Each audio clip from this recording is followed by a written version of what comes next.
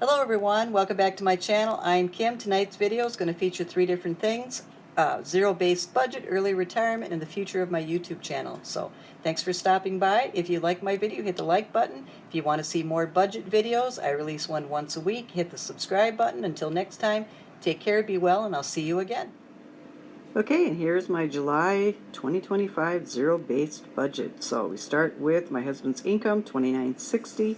Out of that comes his health insurance, medical insurance, and 401k. So we get left with $29.60 with expenses of $1,400 a month in rent. $125 is the average electric, $71 is insurance, $69 is phone. Groceries, I've been able to keep at $300 or less. Household, $150 for miscellaneous. Then savings, we have a Roth IRA for $449, savings account $296 a month, and $100 for emergency savings. So a lot of people don't like a zero-based budget. I started using them and are using it in high school, actually, and used it in jobs after high school as a bookkeeper, and also used it several times in different projects throughout school and in my professional life. So it's been around a while. It was created, the first zero-based budget was created in 1970 by an accountant that worked for Texas Instruments. And I like it, but a lot of people don't because they think that it doesn't leave any room. Each dollar is assigned a place, and so a lot of people don't like it because it doesn't leave room for fun or excitement or clothing or whatnot. You can put any category you want underneath your expenses, whether you want to make expenses for clothing or fun or day trips or travel, whatever you want. Whenever we have money left over in the household and miscellaneous, I stuff envelopes for day trips or clothing or Christmas or birthdays, and I've done really well at that this year. I was always and have always been a spender. I'm just learning how to be a saver. There's a lot of good things to save for, like a house and new car, because we spend so much money on rent, and our car is 18 years old. So I've been kind of pushed into becoming a saver. You know, the only way to ever save is either to make more money or to spend less. And so what we've done is we just spend less. And, you know, at any given time you can make more money, and for a temporary place and time, fine, then you would have extra money that you could put into savings. But for us, a permanent thing is just to spend less, and then we have money to save every month. So as far as the percentages, that actually isn't in a zero-based budget. I always like to add that alongside when I'm explaining my income and expenses to people, and that is rent takes up 47% of income, electric 4.22, insurance 2.4, phone 2.3, groceries 10.4, household 3.3, miscellaneous 1.6. We're putting 15% into a Roth and 10% into a savings account. And as far as emergency savings, it's always recommended to have 6 months to a year. And so for 6 months, we'd need $18,000 for to be saved for emergency savings. So we're considerably behind that in what we're saving per month. Recommended percentage: you should pay no more than 30% for rent of your income, 3% for your electric, 10% for your insurance, 2% for your phone, 20% for your groceries. So if you add our groceries, household, miscellaneous together, we get 15.2, so we're still under there. Roth IRA, it's always recommended to put in 15%, and savings account 10%. So I always like to add that in my little chart or graph or spreadsheet, and that just to keep a comparison on that. If you're new here, that is the income that we're working with right now, but if you've been here a while, you know that for a little bit, we worked with the income that I made from a full-time job, and then from a part-time job, and then from unemployment for just a few weeks. And now my income is going to fluctuate, so I'm not going to mention that in the budget going forward, except to mention each time that I do have an income, I will mention the amount that my income was and what I spent my income on, and usually and generally that is for our new car, moving expenses, and down payment for our home. That's where any income, any and all income I make goes to. So, but we will concentrate basically on this one steady income of $29.60, and every month I'll share that, how we're doing, and what envelopes that I'm stuffing, but I wouldn't be doing any cash stuffing or any of that kind of stuff on this channel. I'm not real good at it. There's other channels out there that do that specifically that I can link below, or you can leave in a comment that you'd like to know about. I follow them and they're very interesting, but I'm not going to include that in my budget videos. Just my budget. It'll be a monthly and then a quarterly and then end of year. So that's the zero-based budget. Okay, so going over early retirement. So I've made some decisions lately as I've gone out and applied at jobs and gone on LinkedIn and connected with different people and talked with different people, and then made an appointment this last week to talk to a financial planner, a financial advisor, about kind of how to do things going forward. Do I continue to search for work?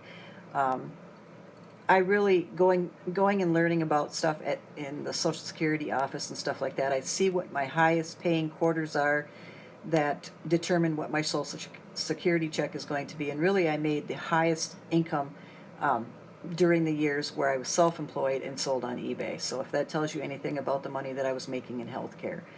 So then I went to school for a number of years and then searched for a job for almost 2 years after getting out. It was when I got my first paycheck.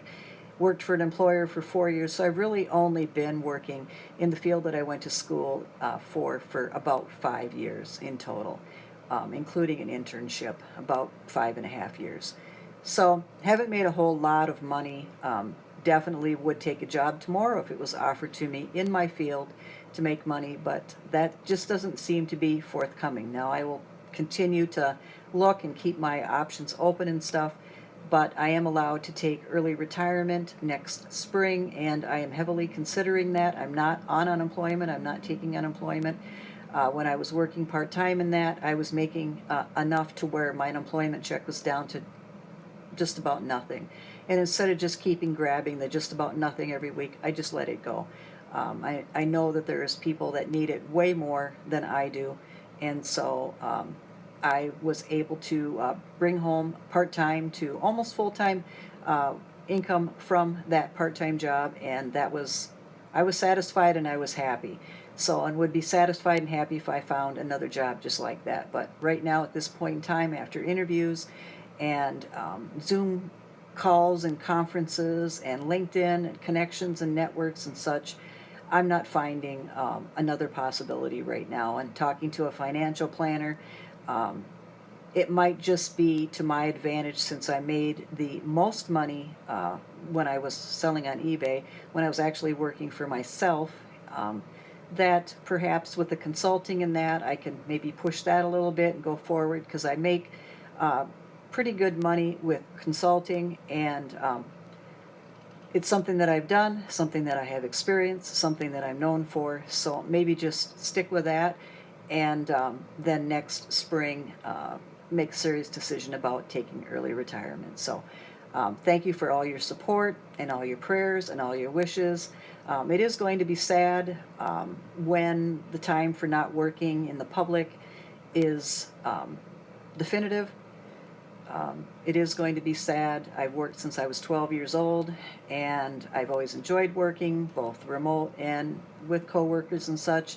I've always enjoyed contributing an income, bringing home an income, but the time comes for everybody, whether you're 62 or 65 or 67 or 70 or 72, that you retire. And so many people that have retired become consultants, or even Walmart greeters, or they work part-time at libraries, gig work, all of it. So it's not the end for me, but it's definitely the end of pushing every day, and going out to interviews and getting in my car and traveling here and traveling there to not even get a call or an email or anything, or any type of response back. So I just wanted to keep everybody updated on that. I hope you're well. Thanks for watching tonight's video. If you enjoyed it, hit the like button. If you want to see more videos like this or enjoy budget videos, definitely hit the subscribe button and leave me a comment about what kind of budget videos you want or like or enjoy watching. And until next time, take care, be well, and I'll see you again. And last but not least, the future of my YouTube channel. Well, this is the missing clip. Otherwise, the video would have been up the other night. I got through looking at the video. I was replay everything that I make before I upload it, and the outro was missing with any type of future talk about my YouTube channel. So going forward, my YouTube channel is going to stay around. It is my hobby. I enjoy doing it. I look forward to creating a video every week and uploading it and talking in the comments. I love my community, so my YouTube channel isn't going to go anywhere. I am going to look at having the videos upload on Tuesday nights, always 7:30 p.m. Central or 8 o'clock p.m. Just know that if an emergency comes about, something comes about that I can't control, the video won't upload, but it will upload later on that week. I have made one video, almost 1.5 videos a week for the last 3 years, so I think there's only been a couple of times where I said the video was going up a certain night and it didn't go up until later, but I don't control the internet here or any type of emergencies, as you well know now from my most recent post. So there you have it. The future of my channel it's alive and well, and I will continue to make videos. So thanks for stopping by. Take care, be well, and I will see you again.